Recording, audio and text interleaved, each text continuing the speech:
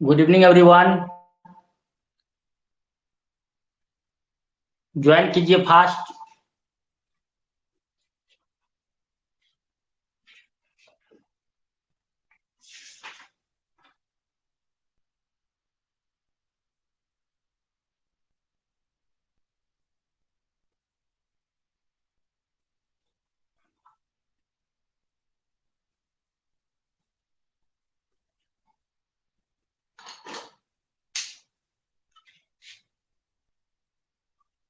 राहुल आ गए हैं।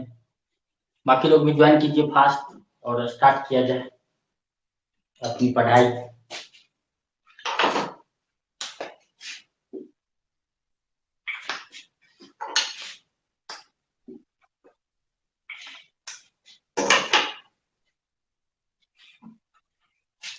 हम लोग बात किए थे बीके क्लास में कोलिजन के बारे में, राइट। आज हम लोगों का मैकेनिक्स का लेक्चर नंबर 11 है, 11th लेक्चर है। और होपफुली आप लोग को जितना पढ़ाए हैं आप लोग एंजॉय किए होंगे, और इनसे रिलेटेड जो भी क्वेश्चन एग्जाम में आ रहे होंगे, आने की संभावनाएं हैं, वो आप बना पा रहे होंगे, ऐसी हम उम्मीद कर रहे हैं।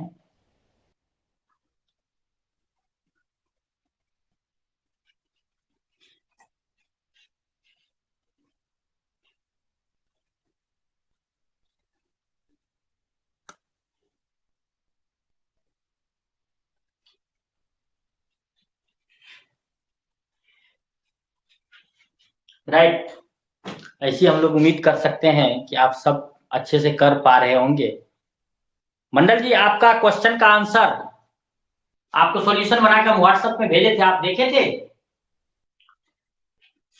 तो एक्चुअली में तो वो आंसर होगा, आपने तो कुछ और आंसर बोला था।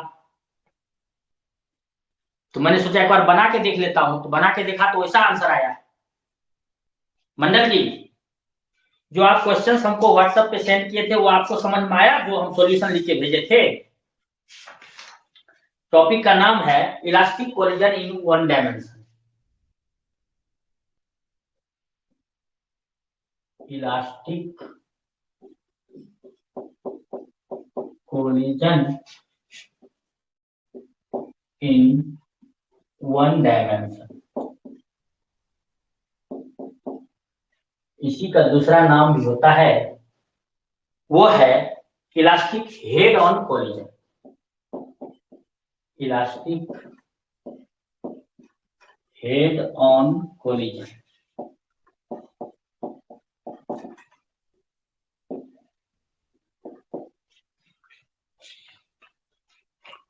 मंडल जी कुछ रिप्लाई किए, देखे नहीं?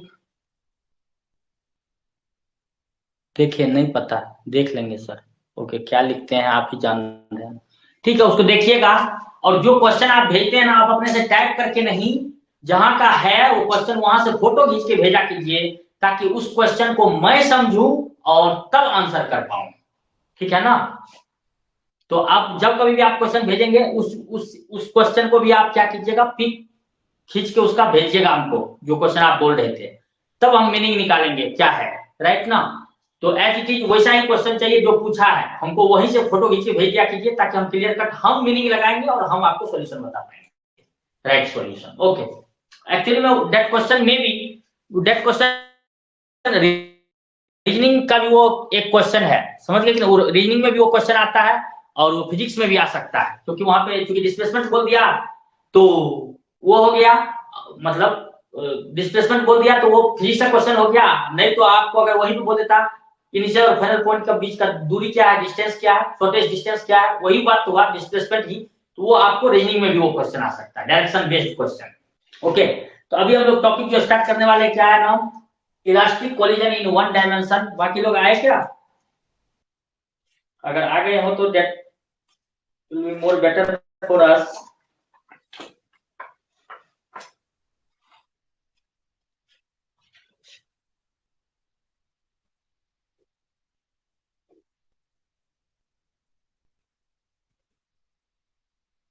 अभी तक कोई बात नहीं, तो स्टार्ट करते हैं, क्योंकि क्लास स्टार्ट किए 5 मिनट हो गया और अब तक बच्चे ज्वाइन नहीं किए, तो छोड़िए उनको।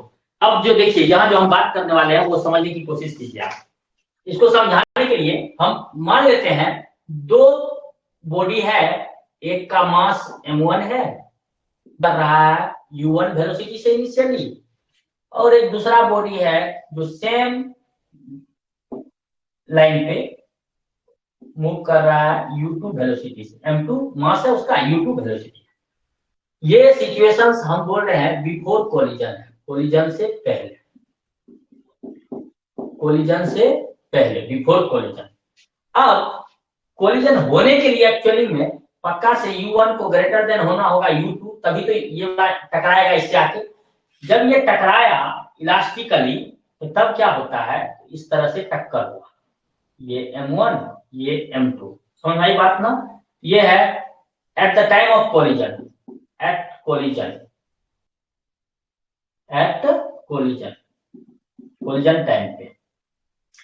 अब कोलिजन के बाद क्योंकि ये इलास्टिक कोलिजन है तो क्या होता है, m1 उसी हॉरिजॉन्टल लाइन में कुछ अलग वेलोसिटी v1 से मूव कर रहा है इस तरह से, और m2 उसी हॉरिजॉन्टल लाइन में अपना किसी और वेलोसिटी v2 से मूव कर रहा है। ये सिचुएशन है after collision, after collision. Clear है यहाँ तक। तो जो हम बोले, जो हमको बोलना था उसके बारे में राइट अप नहीं लिखाएंगे। दो पार्टिकल है m1 having mass m1 m2 moving with velocity u1 and u2 respectively, समझ में आई बात ना। Before collision this is the situations, eight the time of collision this is the situations, and after collision the velocity of m1 mass particle will become v1 and velocity of m2 mass particle will become v2, समझ में आई बात ना। ये है situation, तो लिखने की जरूरत है, ये है बिफोर वो है आफ्टर। अगर ये समझ गए तो लिखने की जरूरत नहीं है। तो अपने को अगर ये इलास्टिक कोलिजन है तो परफेक्टली, अगर इलास्टिक कोलिजन हो, अगर फॉर परफेक्टली इलास्टिक कोलिजन,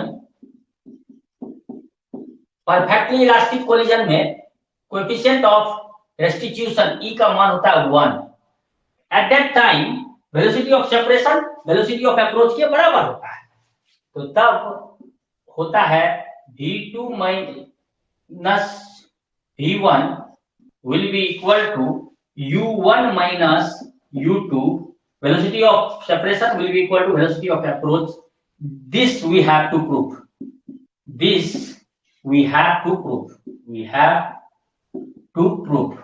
ये हम लोगों को प्रूव करना है कि इसमें ऐसा होता है एक्चुअली, ठीक है। तो इसको प्रूव करने के लिए we know that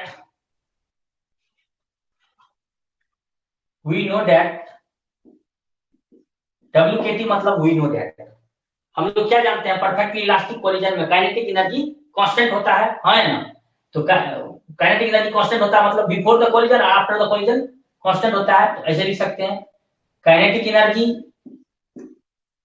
before will be equal to kinetic energy after collision, है ना। After this we can write कैसा, इसको आप ऐसे लिख सकते हो, ये देखो बिफोर में half m1 u1 square plus half m2 u2 square will be equal to half after collision m1 v1 square plus half m2 v2 square. ऐसा हम आपको लिखने के लिए, इसलिए आपको आता भी होगा फिर भी हम बार बार लिख के आपको हैबिट दिला रहे हैं, ऐसे लिखना है।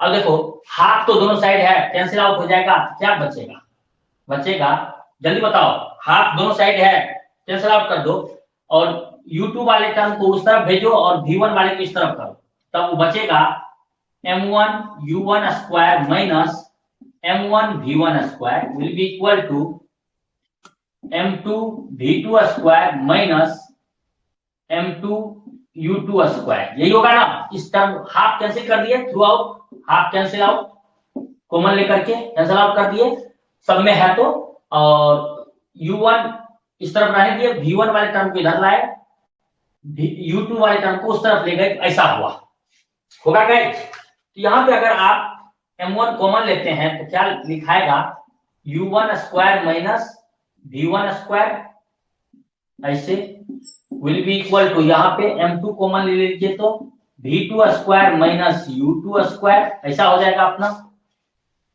होगा।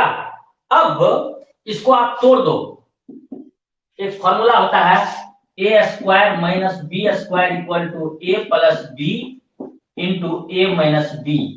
By using this formula, we can write here m1 into u1 plus v1 into u1 minus v1, ऐसा इक्वल टू इधर हो जाएगा m2 into v2 plus u2 into v2 minus u2, होगा क्या? ऐसा ऐसा लिख सकते हैं हम लोग आसानी से, हाँ या ना? बोलो गाइस, अगर ऐसा लिख सकते हैं तो इसको बोल दो equation number 1। This is equation number 1. We can write ना, मनी, कृष्णा, राहुल, यहां तक सबको क्लियर होना चाहिए होपफुली।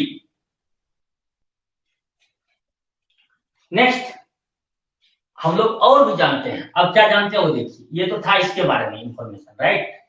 अब we know that also WKT, मतलब we know that linear momentum constant, linear momentum remains constant before and after collision, remains constant before and after collision, हाँ या ना? इसके लिए क्या लिख सकते हैं before collision, m1 u1 plus m2 u2 will be equal to m1 v1 plus m2 v2, ऐसा होगा। अब क्या करो, वही काम v1 वाले टर्म को इस तरफ ले आओ, u2 वाले टर्म को उस तरफ कर दो, ये हो जाएगा डायरेक्ट में m1 into u1 minus v1 equal to, यहां से हो जाएगा m2 into v2 minus u2, ऐसा हो जाएगा। ऐसा होने के बाद थोड़ा समझने की कोशिश कीजिएगा, यहां तक में किसी को कोई दिक्कत नहीं होना चाहिए। This is equation number 2, right. Equation 1 अपने पास वो है, इक्वेशन 2 अपने पास ये है। अब क्या करो, इक्वेशन 1 को इक्वेशन 2 से डिवाइड कर दो। Now what we can do,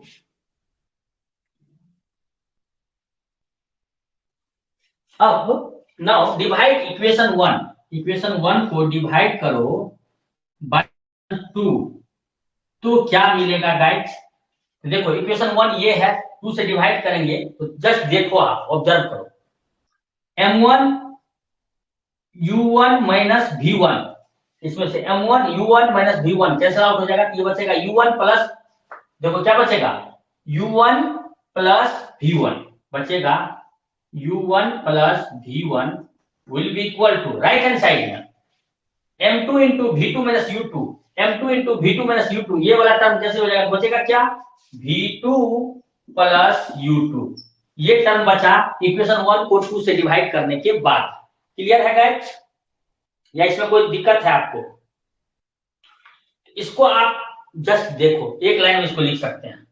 अब क्या करो मानव, आप v1 को उधर भेज दो, u2 को इधर ले लो, तो लिखाएगा v2 minus v1 will be equal to u1 minus u2 and this is nothing, जो कि हमें प्रूफ करना था, यही तो हमें प्रूफ करना था, velocity of separation equal to velocity of approach. ये देखो प्रूफ हो गया। अगर ये कोलिजन परफेक्टली इलास्टिक है तो ये प्रूफ हो गया, हाँ या ना? यहां से हम लोग क्या बोल सकते हैं, यस वी हैव प्रूव्ड, कौन चीज, वी हैव प्रूव्ड कि velocity of separation is velocity of separation, that is nothing but v2 minus v1, which is equal to velocity of approach that is u1 minus u2। यही हमें prove करना था, जो हमने prove कर दिया, hence proved. ये चीजें हमें प्रूव करना था और हमने इसे प्रूव किया। Elastic collision in one direction, मतलब इलास्टिक हेड ऑन कोलिजन में velocity of approach equal to velocity of separation, that we have proved. Now what we will do, now we will find velocity of mass m1, velocity of mass m1। समझ में आई बात ना, ये हमें चाहिए। उसी तरह से वेलोसिटी ऑफ मास m2 चाहिए। इस तरह से हम लोगों को कैलकुलेट करना है velocity of mass m1 v1 के लिए आफ्टर कोलिजन। ये जो v1 आया ना, ये देखो कोलिजन से पहले अपने को पता है कि इसका मास क्या है, मास वही है बाद में भी, लेकिन कोलिजन से पहले हमको इसका पता क्या है, इनिशियल वेलोसिटी क्या है। कोलिजन से पहले पता है कि इसका u2 क्या है, लेकिन कोलिजन के बाद पता नहीं है कि v1 क्या है, v2 क्या है। तो इन the elastic collision what we need to calculate now we want to calculate actually velocity of mass m1 after collision, that is v1 का मान क्या होगा, and velocity of mass m2 after collision v2 का मान क्या होगा in terms of initially दिया हुआ u1 u2 velocity। समझ में आई बात ये है। तो ऐसे हमको अब ये कैलकुलेट करना है ये पार्ट। तो यहां तक अगर क्लियर हो तो मैं मिटा सकता हूं, तब ना मैं आगे बढ़ूंगा। इजाजत देंगे आप तो हम लोग आगे बढ़ेंगे। जल्दी बोलिए।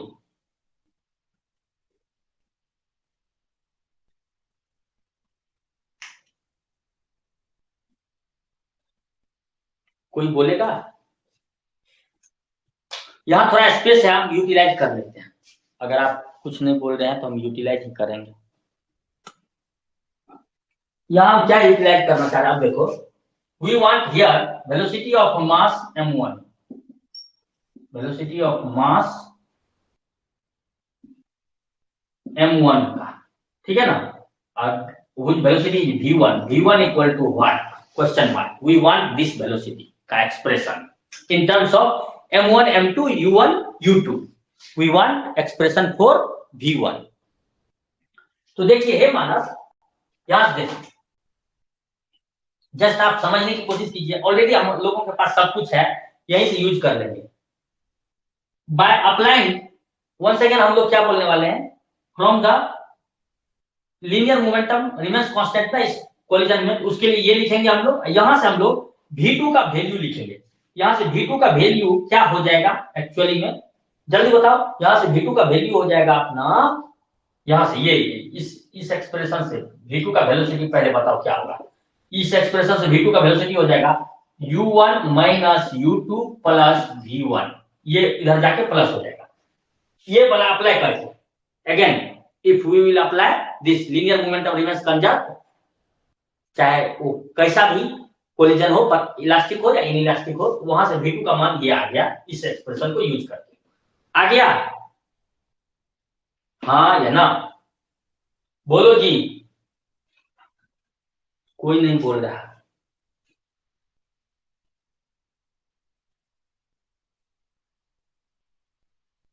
ये जो आप इक्वेशन 1 और इक्वेशन 2 को डिवाइड किए तब ये आया ना v2 का मान आया। अब क्या करो, ये v2 का मान आप यूज कर लो यहां इसमें, इसको हम इक्वेशन 1 बोल रहे हैं। लीनियर मोमेंटम रिमेन्स कंजर्व्ड वाले में v2 की जगह पे क्या रख देना है, ये वाला वैल्यू। तो क्या हो जाएगा ये expression A, equation A now become क्या हो जाएगा, now equation A become m1 u1 plus m2 u2 equal to m1 v1 plus m2 into v2 का मान रखेंगे u1 minus u2 plus v1, ऐसा। तब ये जो रखेंगे,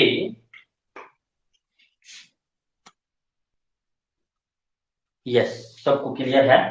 अब थोड़ा मिटाना पड़ेगा, we have lack of space की कमी है, so we will delete some part such that we will get the expression for velocity of mass m1, that velocity is v1 की एक्सप्रेशन। तो देखिए मानव, यहां से हम लोग क्या लिख सकते हैं, अब यहां से हम लोग इसको जब सॉल्व करें, इस इक्वेशन को हम यहां सॉल्व करें, इस इक्वेशन को हम लोग फर्दर इधर सॉल्व करेंगे। लिखेंगे m1 u1 plus m2 u2 equal to, उस तरफ मल्टीप्लाई कर दो जो है, तो m1 v1 plus m2 u1 minus m2 u2 plus m2 v1, ऐसा हो जाएगा। अब यहां देखो U1 वाले को इस तरफ ले आओ, ये हो जाएगा M1। देखो राइट, सब सही लिखा है। M1 याद देखो, ये वाला इस तरफ आएगा तो इसको लिख सकते हैं, इसमें और इसमें है, इस तरफ आएगा माइनस में होगा, एक स्टेप लिख ही देते हैं। M1U1 minus M2U1 plus M2U2 plus, ये इधर आके प्लस हो जाएगा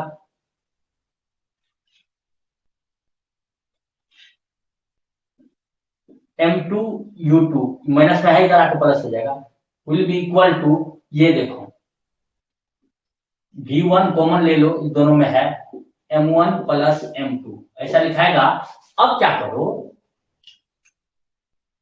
M1 minus M2 into U1 यहां लिखाएगा, U1 कॉमन किया, इस ये हो जाएगा twice of M2U2 will be equal to V1 into M1 plus M2। Now ये M1 प्लस M2 से इधर डिवाइड कर दो तो V1 का मान निकल जाएगा, V1 will be equal to M1 minus M2 divided by M1 plus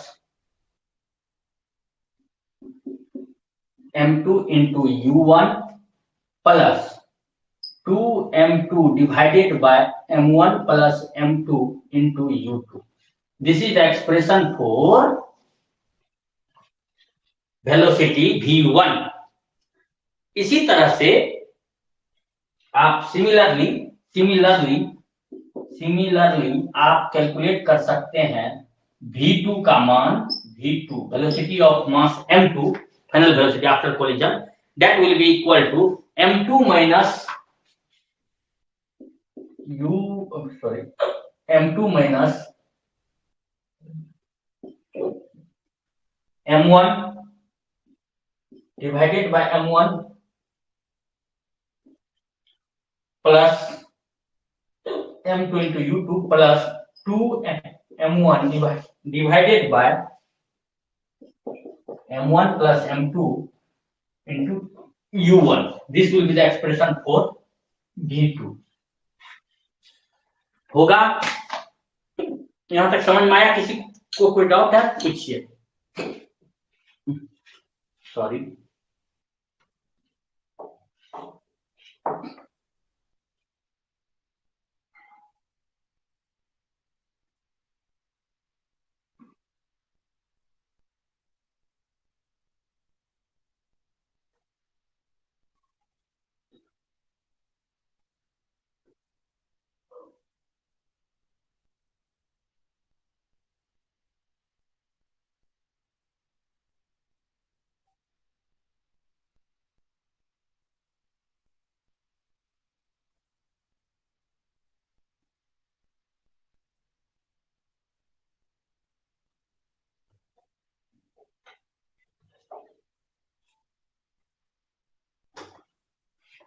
yes guys, यहां तक में कोई कंफ्यूजन है किसी को?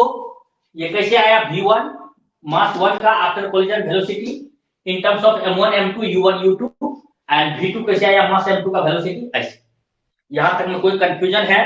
कहीं कोई डाउट है? You may ask, I will clear it. अगर कोई डाउट है तो हे मानव बोलिए ना, कहां हैं आप लोग?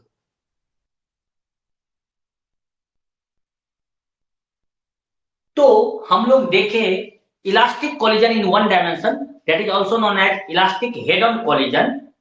तो जब कभी क्वेश्चन में बोलेगा elastic collision in one dimension है या for the elastic head on collision find something something something, तो at that time you have to remember all these derivation and all these concept, right? यहां तक में अगर confusion ना हो तो आगे बढ़े। ओके, तो अब देखो, अब हम लोग ये जो दो एक्सप्रेशन आया V1 और V2 का, इस पर हम लोग कुछ स्पेशल केसेस बात करेंगे और उससे हम लोग कुछ कंक्लूजन निकालने की कोशिश करेंगे। क्या निकालने की कोशिश करेंगे guys? Conclusion. We will try to derive some conclusion from these results। कि कैसे क्या होने वाला है आप देखते हैं एक बार। We have several special cases, बारी बारी से हम लोग बात करेंगे। First special case in all the several that special cases are, देखिए स्पेशल केस 1, यहाँ हम लोग बात करेंगे ऑफ स्पेशल केसेस। उसमें केस नंबर 1, फर्स्ट केस के बारे में बात करते हैं।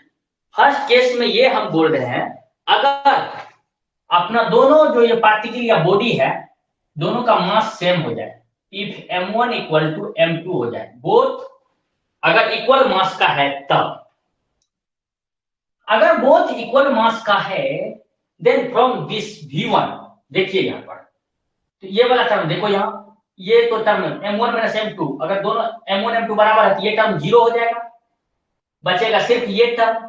यहाँ पे क्या हो जाएगा, 2m हो जाएगा, और ऊपर में ये m2 की जगह m लिख सकते हैं क्योंकि दोनों बराबर है। ऐसा मान लें m1 equal to m2 equal to m से, ऐसा मान लें कि m मास के बराबर है, देन mm कैंसिल हो जाएगा, 2 कैंसिल हो जाएगा, तो यहाँ पे क्या बचेगा, simply then v1 will be equal to u2। देखो इसमें हम पुट किए वैल्यू, ये टर्म वेरिस हो जाएगा क्योंकि m1 माइनस m2 है, m माइनस m 0 हो जाएगा, ये टर्म गया। यहाँ पे 2m2 की जगह m2 की जगह पे m रखेंगे, और यहाँ पे 2m हो जाएगा, 2m कैंसिल हो जाएगा, u2 बचेगा। ठीक है, क्लियर है यहाँ। अब v2 वाले में देखो, एंड v2 क्या हो जाएगा वो देखो, v2 वाले में ये वाला टर्म 0 हो जाएगा, क्या बचेगा, सिर्फ u1, v2 will be equal to u1, ऐसा हो जाएगा। बोलने का मतलब ये हुआ कि देखिए जस्ट दैट इज, इसका मीनिंग ये हुआ, कोलाइडिंग बॉडी, जो दो बॉडीज कोलाइड किया है जिसका इक्वल मास है, सिंपली एक्सचेंज कर लिया है, simply exchange velocities as a result of collision, collision के बाद, रिजल्ट ऑफ कोलिजन, टक्कर होने के बाद दोनों बॉडी क्या किया, एक दूसरे, अगर ये दोनों का मास सेम हो जाए, ये क्या किया है, कोलिजन के बाद एक्सचेंज कर लिया वेलोसिटी। बोलने का मतलब जो m2 का वेलोसिटी था वो हो गया v1 हो गया, और जो m1 का वेलोसिटी था वो हो गया v2। बोलने का मतलब ये है, जो पहला पार्टिकल का वेलोसिटी था वो दूसरा पार्टिकल का आफ्टर कोलिजन वेलोसिटी हो गया, जो दूसरा पार्टिकल का वेलोसिटी था बिफोर कोलिजन वो पहला पार्टिकल का आफ्टर कोलिजन हो गया। यही ना हम बोले हैं यहाँ। क्लियर है गाइज ये cases? Hello guys, no response, hello. Now we will talk about case 2।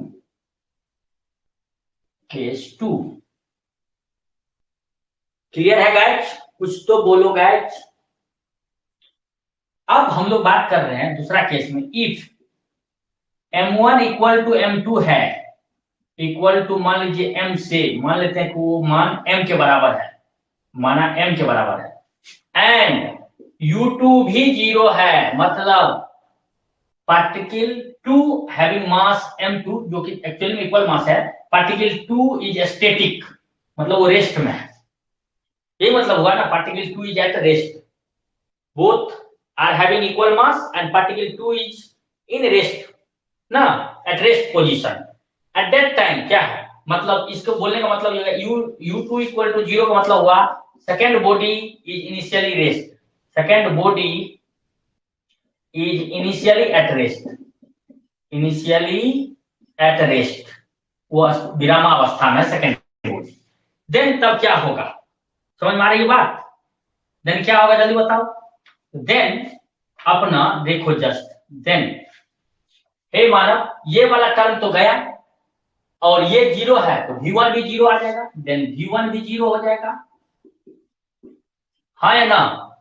Then v1 क्या हो जाएगा 0, और v2 के लिए बात करते हैं, ये वाला टर्म 0 हो जाएगा, लेकिन यहाँ पे क्या हो जाएगा u1, तो v2 वेलोसिटी, पार्टिकल 2 जो रेस्ट में था उसका आफ्टर कोलिजन वेलोसिटी हो जाएगा पहले वाले का वेलोसिटी, पहला पार्टिकल का बिफोर कोलिजन, वो वेलोसिटी के बराबर हो जाएगा, और पहला पार्टिकल आफ्टर कोलिजन रेस्ट में आ जाएगा, और दूसरा पार्टिकल, पहला पार्टिकल वाला जो पहले जो वेलोसिटी था वो गेन कर लेगा, ये बोलने का मतलब है। कोई दिक्कत है इसमें, जल्दी बताओ। क्लियर होते जा रहा है, वेरी गुड। ओके, नाउ इसी में अगर ऐसा हो जाए, इसी केस में अगर ऐसा हो जाए, if m1 not equal to m2 हो, अगर दोनों पार्टिकल अलग अलग मास का हो और u2 इक्वल टू लेकिन 0 है, पार्टिकल 2 एट रेस्ट में, एट रेस्ट पोजीशन में, देन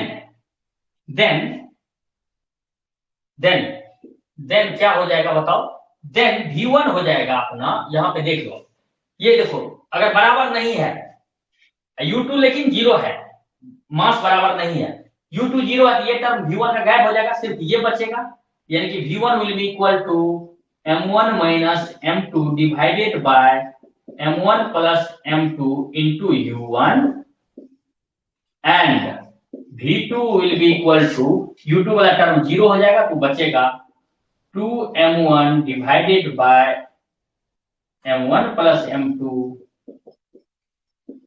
इनटू u1, ये हो जाएगा। इसी केस में, केस 2 में, अब की बार पहले हम बोले m1 m2 दोनों का मास बराबर है और पार्टिकल 2 जो है इनिशियली एट रेस्ट में है, तब सिचुएशन ये आया कि पार्टिकल 1 का, पहला पार्टिकल का आफ्टर कोलिजन वेलोसिटी 0 हो गया, वो रेस्ट में चला जाएगा, और दूसरा पार्टिकल जो बिफोर कोलिजन रेस्ट में था, वो पहला पार्टिकल वाला वेलोसिटी गेन करेगा after collision, that is v2 equal to u1। Same case में हम बोले अगर मास बराबर ना हो लेकिन पार्टिकल 2 इनिशियली रेस्ट में हो, तब पार्टिकल 1 का वेलोसिटी जो होगा आफ्टर कोलिजन वो होगा m1 minus m2 divided by m1 plus m2 into u1 and particle 2 का वेलोसिटी होगा 2m1 divided by m1 plus m2 into u1। Clear है या कोई कंफ्यूजन? कॉपी करते चलना है ये सिचुएशंस को, आसानी से आप आंसर करने पाएंगे। अभी 2 केसेस और बात करेंगे इन डिटेल, जल्दी से कॉपी करो, then we will talk about next 2 cases, case 3 and case 4। हे मानव जल्दी बोलिए, यहां तक में कोई तकलीफ है?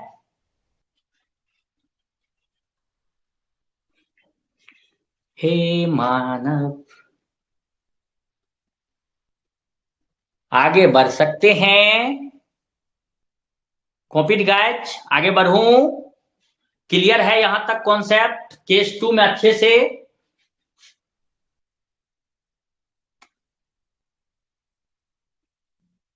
आगे बढ़ते हैं, अब हम लोग बात करेंगे तब केस 3। आगे बढ़ जाऊं ना, मिटाऊंगा मैं। If you have copied then we will proceed next. Copied sir, thank you, यही तो मैं सुनना चाह रहा था।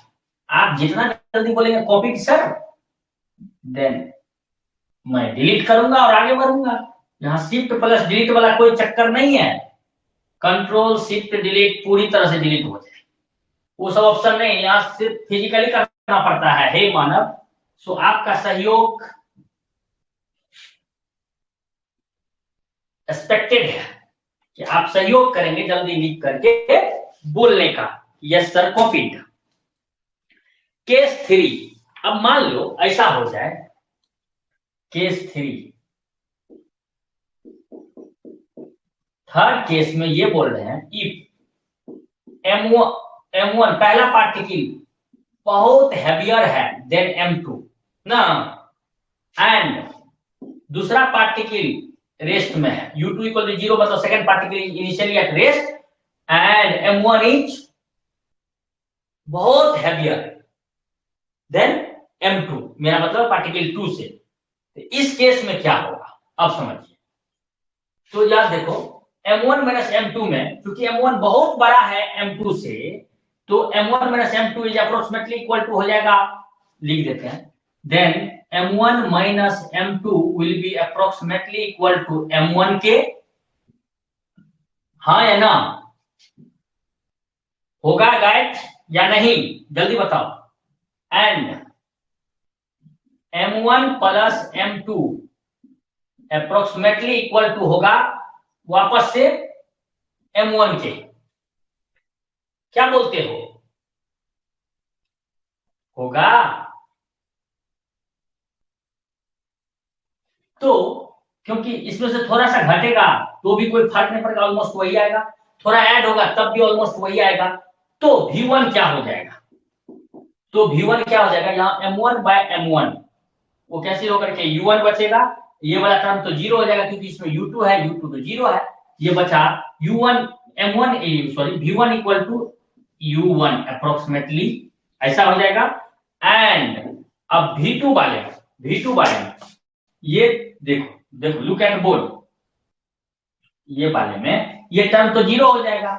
यहाँ M1 है लेकिन यहाँ पे क्या हो जाएगा? M1 कैंसिल तो बचेगा 2U1। V2 will be equal to 2U1। तो मीनिंग यहाँ ये हुआ when a heavy body collide with a lighter body ना, when a heavy body collide with a lighter body which is at rest, lighter body is at rest, then velocity of heavier body remains nearly unchanged. Then velocity of heavier body remains nearly unchanged after collision, and lighter body moves with nearly twice the velocity of the heavier body. समझ में आया बात ना? ये बोलने का मतलब है। इसको हम लिखते हैं तो that will be more clear. यहाँ पे राइट अप ये आया to make you very clear with the concept. I will give also the write up when, बोलने का मतलब है when a very heavy, बहुत भारी heavy body collides with a lighter body at rest, a lighter मतलब हल्का, lighter body at rest, then velocity of heavier body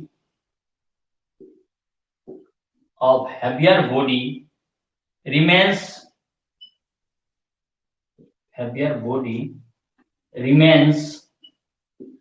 nearly the same, nearly unchanged लिख देते हैं। सेम मतलब अनचेंज, नहीं बदलेगा, अनचेंज। एंड लाइटर बॉडी, जो body हल्का है comparatively, lighter body moves with nearly approximately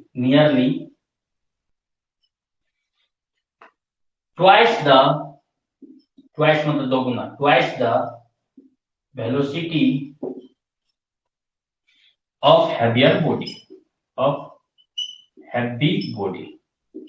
body के दो गुना स्पीड। ये बोलने का मतलब, ये कॉन्सेप्ट क्लियर है गाइस? केस थ्री क्लियर है? कुछ लोग एप्स के बाहर अभी भी गुड इवनिंग वगैरह कर रहा है। राहुल भी गायब हो गया, क्या चक्कर है इन लोगों का, कुछ समझ में नहीं आ रहा।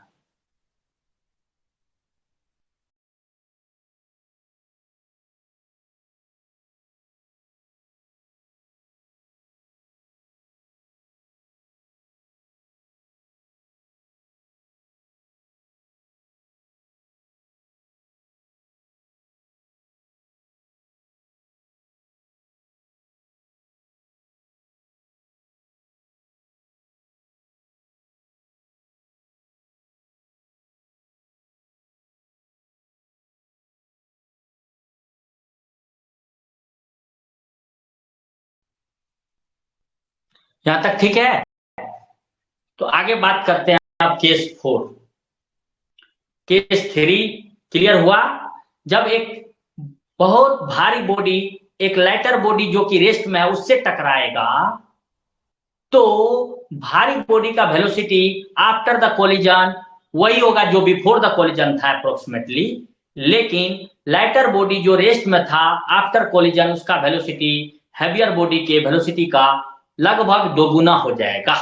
यही हम बताए इस कॉन्सेप्ट में। क्लियर है? तो बाकी लोग कहां हैं? मनी अब आगे बढ़ते हैं, देखिए नेक्स्ट।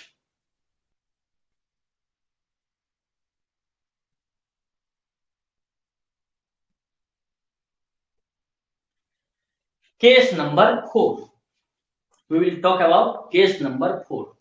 देखिए केस 4 क्या कहता है वो देखिए।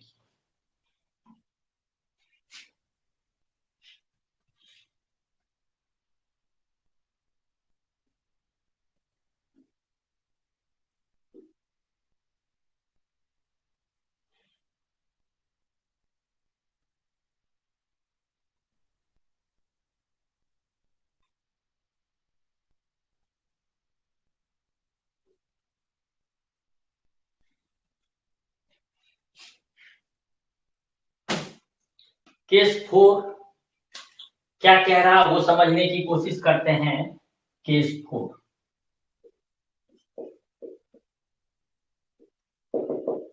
If M1 is far less than M2, मतलब दिस टाइम M1 लाइटर है, M2 बहुत हैवियर है, और M2 रेस्ट में है। M2 रेस्ट में है, हैवियर भी है और रेस्ट में भी है। एट दैट टाइम अब कैलकुलेट करो, यहाँ पे क्या हो जाएगा देखो, M1 माइनस M2, ये चीजें हो जाएगा माइनस, ये देखो M1 minus M2 which will be approximately equal to minus M2 के, क्योंकि ये भारी है बहुत ज्यादा, और M1 plus M2 that will be approximately equal to M2 के। तो और U2 जीरो है, ये वाला टर्म तो गया, तो अब यहाँ पे हम लोगों को क्या बचेगा बताओ, माइनस M2 डिवाइडेड बाय नीचे में M2, ये बचेगा M2 कैसे हो जाएगा, तो माइनस U1, यहां से आ जाएगा V1 equal to minus U1 and V2 will be what, यहां देख लेते हैं, V2 विल बी व्हाट, यहाँ पे क्या हो जाएगा जल्दी बताओ, M1 डिवाइडेड बाय ये वाला हो जाएगा अपना M2, ये हो जाएगा अपना, देखो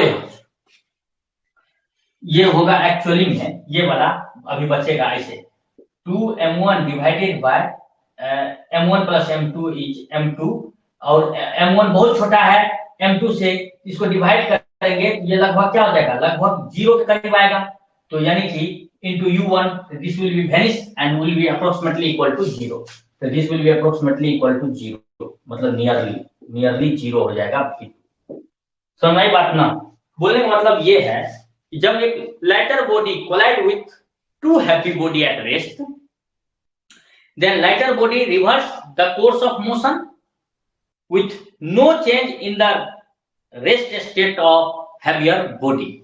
वो अगर कोई एक देखिए एक लाइटर बॉडी है जिसका मास बहुत कम है, वो अगर एक हैवी बॉडी से टकराएगा जो कि हैवी बॉडी रेस्ट में है, एक रेस्ट में हैवी बॉडी से टकरा करके लाइटर बॉडी क्या हो कि वो वापस हो जाएगा, और बॉडी 2 के, मेरा मतलब है कि लाइटर हैवियर बॉडी के सिचुएशंस में कोई चेंजमेंट नहीं होगा, वो रेस्ट में ही रहेगा, ये बोलने का मतलब है। इसी को राइट अप में लिख देते हैं,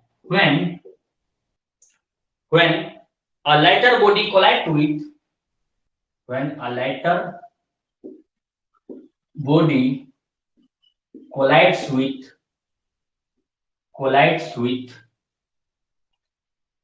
two heavy body, मतलब बहुत ज्यादा भारी body, two heavy body at rest,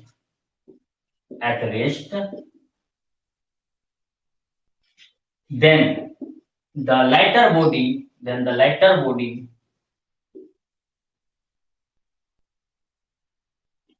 reverses the course of motion, मतलब बैकवर्ड डायरेक्शन में मूव कर जाएगा, with no change in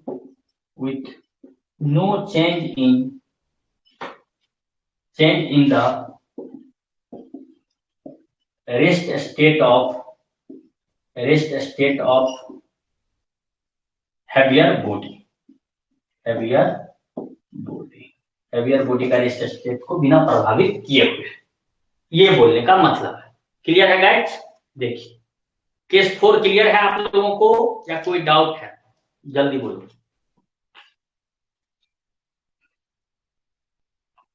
elastic head on collision से रिलेटेड हम लोगों ने देखा, उसमें हम लोगों ने सबसे पहले प्रूव किया velocity of separation is equal to velocity of approach, ये हमने प्रूव किया। देन m1, दो जो पार्टिकल था, एक का मास m1 मान लेते, दूसरे का मास m2, दोनों का आफ्टर कोलिजन वेलोसिटी v1 और v2 रेस्पेक्टिवली हम लोगों ने डेराइव किया। वो करने के बाद हम लोग डिफरेंट सिचुएशंस कंसीडर किए कि जब अगर दोनों बॉडी का मास सेम रहेगा तब क्या होगा, और अगर दोनों बॉडी का मास सेम रहेगा तब क्या होगा। फिर दूसरा केस में बात किए, दोनों बॉडी का मास सेम है और साथ ही साथ दूसरा बॉडी रेस्ट में है तब क्या होगा। फिर हम लोग बात किए कि पहला बॉडी बहुत हैप्पी है देन दूसरा बॉडी से, और ठीक है ना, पहला बॉडी बहुत हैप्पी है देन दूसरा बॉडी से और दूसरा बॉडी रेस्ट में है तब क्या होगा। और तब हम लोग बात किए फाइनली पहला बॉडी बहुत लाइटर है एज कंपेयर टू दूसरा बॉडी से और दूसरा बॉडी रेस्ट में है तब क्या हुआ। ये चार सिचुएशंस, डिफरेंट डिफरेंट सिचुएशन जो बन सकते थे, उन सारे के बारे में हम लोगों ने डिटेल्ड में बात करके ये नॉलेज गेन किया। यहाँ पे ये सीखने की हम लोगों ने कोशिश किया, हाँ या ना। यहां तक क्लियर है तो आगे बढ़ेंगे।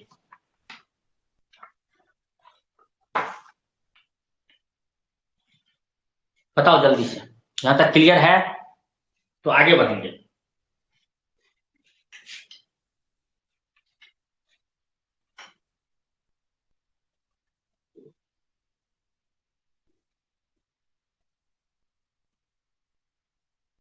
बोलो, यहां तक में कोई डाउट है? अगर डाउट नहीं है तो आगे बढ़ेंगे।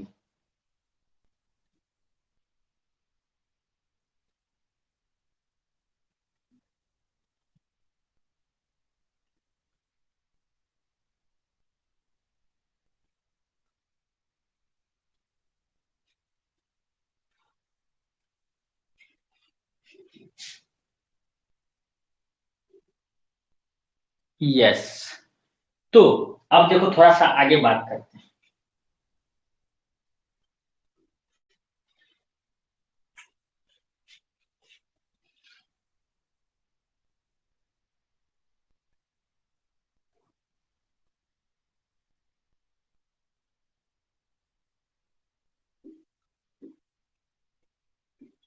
इसी चार केसेस का एक स्पेशल केस है जो दूसरे रूप में आपको एग्जाम में आ जाता है, उसको भी हम बात कर देते हैं ताकि आपको कोई तकलीफ ना हो।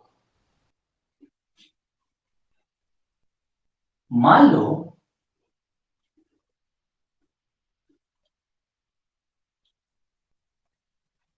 एक्चुअली में अब जो टॉपिक है उस टॉपिक का नाम है, इसी टॉपिक में, इसी टॉपिक के अंदर जो सब टॉपिक है अब वो है fraction of kinetic energy transferred in elastic head on collision. Fraction of kinetic energy माने के transferred in the elastic head on collision, elastic head on collision. कितना fraction elastic head on collision में, कितना fraction of kinetic energy transfer होता है एक body से दूसरे बॉडी में, ये जानना है अपने को। राइट, तो देखिए मान लो सिचुएशन यही है ना, खाली यहां हम कर रहे हैं दूसरा बॉडी है रेस्ट में, दूसरा बॉडी क्या है यहाँ रेस्ट में, दो पार्टिकल है m1 और हैविंग मास m1 m2, और यहाँ पे m1 is moving with velocity u1 and m2 is at rest before collision। Collision होया, आफ्टर कोलिजन क्या होगा वो चीजें हम लोग समझने की कोशिश करते हैं। यहां से देखो तो क्या होगा आफ्टर कोलिजन, मीनिंग समझिएगा कि अगर पार्टिकल 2 इनिशियली एट रेस्ट है तो आफ्टर कोलिजन पार्टिकल 2 का वेलोसिटी क्या हो जाएगा v2, v2 है ना, वो v2 वेलोसिटी एक्वायर करेगा एंड हैज काइनेटिक एनर्जी।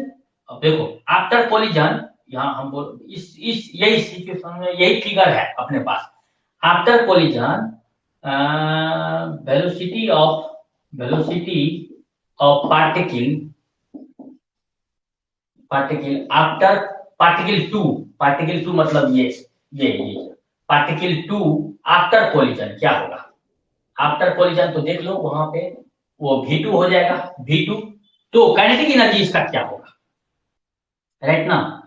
तो काइनेटिक एनर्जी इसका क्या होगा, काइनेटिक एनर्जी के of particle 2 after collision will be equal to half m2 v2 square, ये हो जाएगा अपना।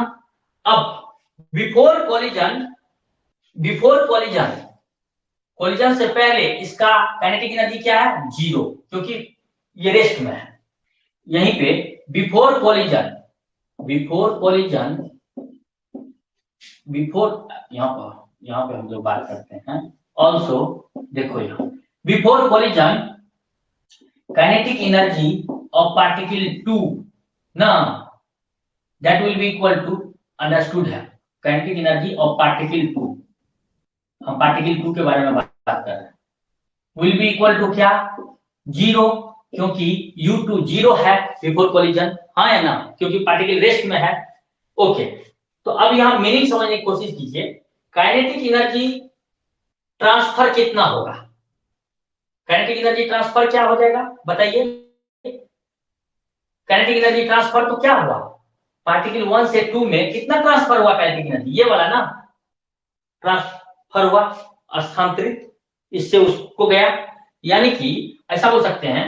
सो kinetic energy, kinetic energy transferred, transferred कितना हुआ इस केस में, that is equal to half m2 v2 square, समझ में आया बात।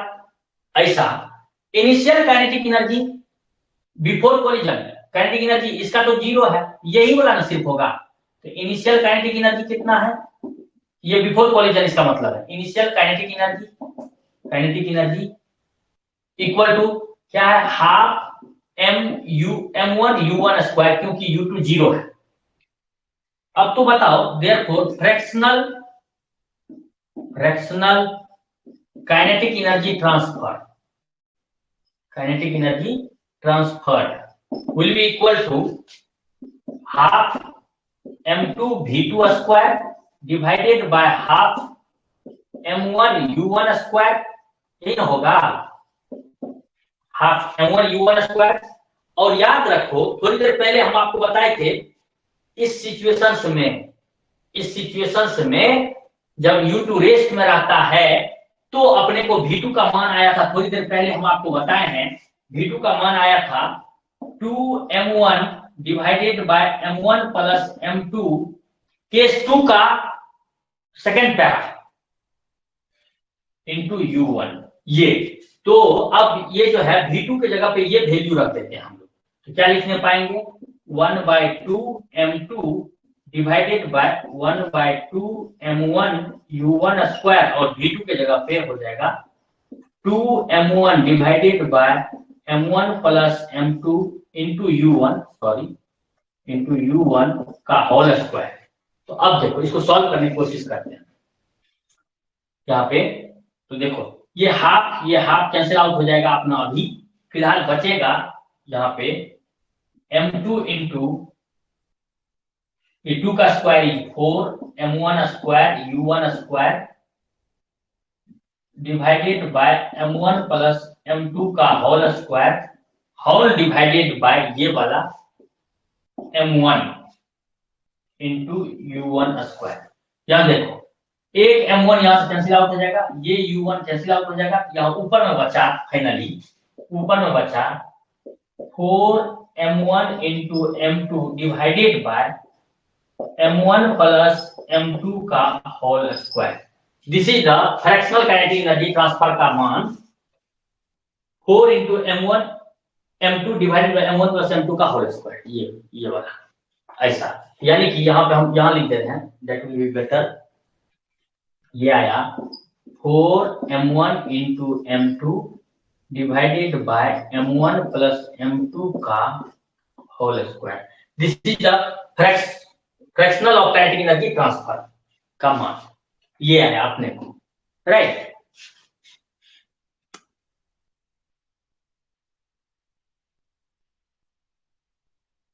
पता नहीं ऐसा क्यों हो रहा है राहुल, हो सकता है आपका नेट इश्यूज हो, इंटरनेट इश्यूज। कुछ ना कुछ होगा, नेटवर्क इश्यूज वगैरह होगा, इस वजह करके ऐसा कुछ हो रहा होगा, उसमें तो हम ज्यादा कुछ हेल्प नहीं पाएंगे।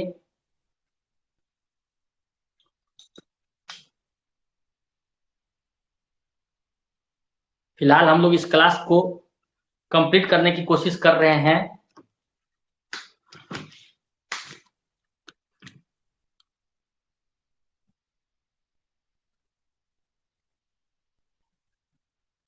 Right.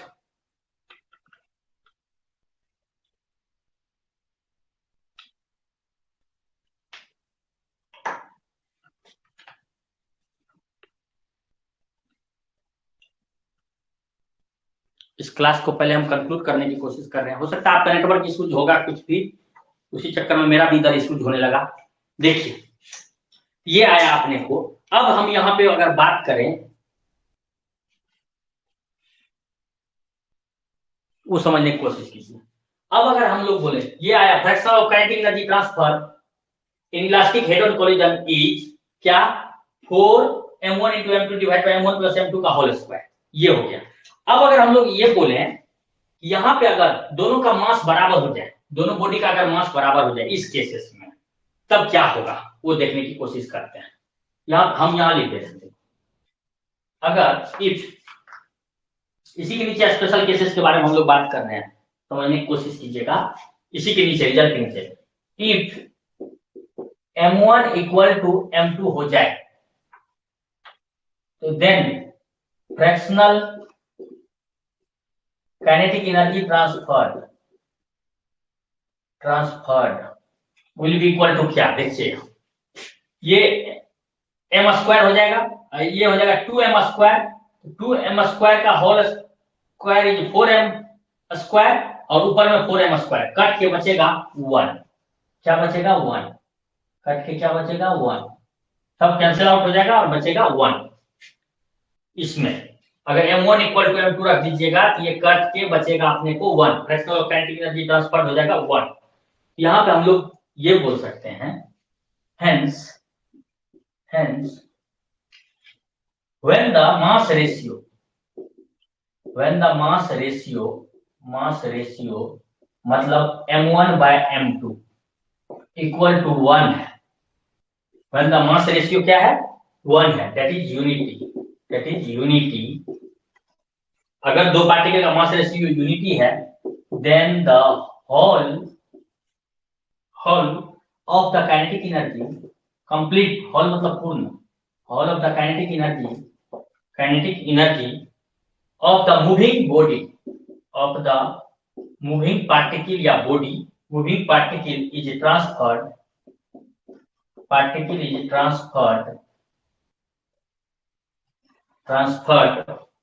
to the particle initially at rest, to the particle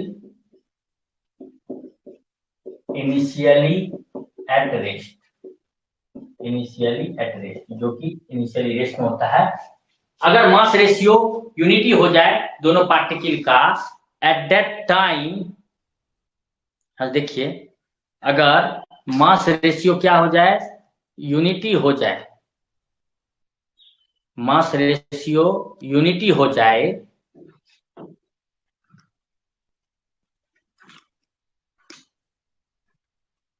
just wait, पता ना आज टेक्निकल प्रॉब्लम कुछ ज्यादा ही आ रहा है, कभी कभी हो जाता है ऐसा चीज।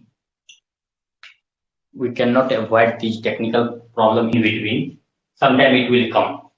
हम बोले अगर दोनों पार्टिकल इस केस में मास अगर बराबर हो जाए तो then fractional of kinetic energy transfer 1 होगा। इसका मतलब ये हुआ अगर mass ratio of two bodies in elastic head on collision is unity, then whole of the kinetic energy of moving particle is transfer to the particle initially at rest. ये actually में जो special case बात किए थे उसी का ये रूप है, समझे क्या? ये था fractional of kinetic energy transfer in elastic head on collision बोल करके, समझ में बात ना। समटाइम दे विल आस्क ये एक्सप्रेशन, ये वाला अगर दोनों मास अलग अलग है तो देन बराबर नहीं है तो fractional of kinetic energy transfer का मान हो जाएगा 4m1 into m2 divide by m1 plus m2 का होल स्क्वायर, ठीक है ना। ये यहाँ तक होपफुली क्लियर होगा आप लोग को, या कोई दिक्कत है यहाँ तक में पहले बोल दीजिए। तब हम लोग देखेंगे अब in the next class what we will see inelastic collision, मतलब particle stick after collision. Inelastic collision में क्या होता है कि एक पार्टिकल दूसरे पार्टिकल से स्टिक हो जाता है आफ्टर द कोलिजन। उस कोलिजन के बारे में हम लोग बात करेंगे इन द नेक्स्ट क्लास। आज के लिए इतना ही रखेंगे। कोई कंफ्यूजन है, कोई डाउट है, कुछ भी आप यहां तक में आप पूछ सकते हैं। अभी किसी भी तरह का कोई डाउट है तो पूछिए।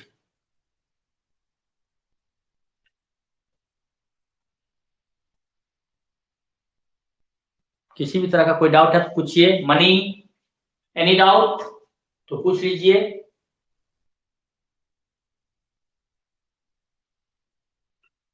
कृष्णा, कोई डाउट तो पूछिए, वरना आज का क्लास यहीं कंक्लूड करेंगे।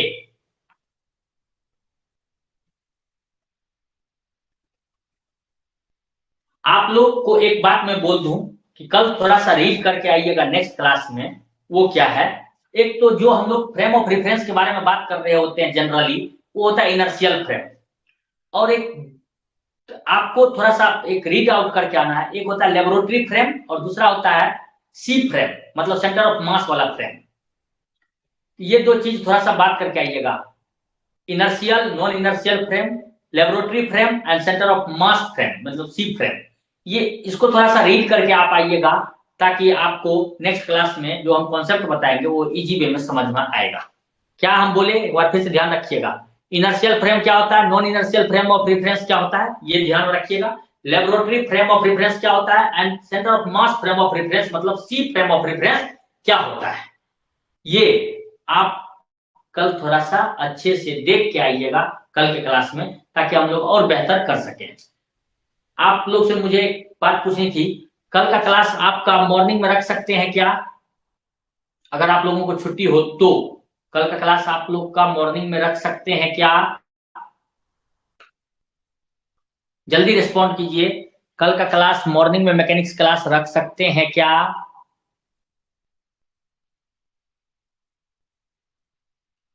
मॉर्निंग में कल का क्लास 7 AM से 7 बजे से सुबह में। अगर आप लोगों को कोई दिक्कत ना हो तो सुबह हम 7 बजे से कल रख देंगे, 7 से 8।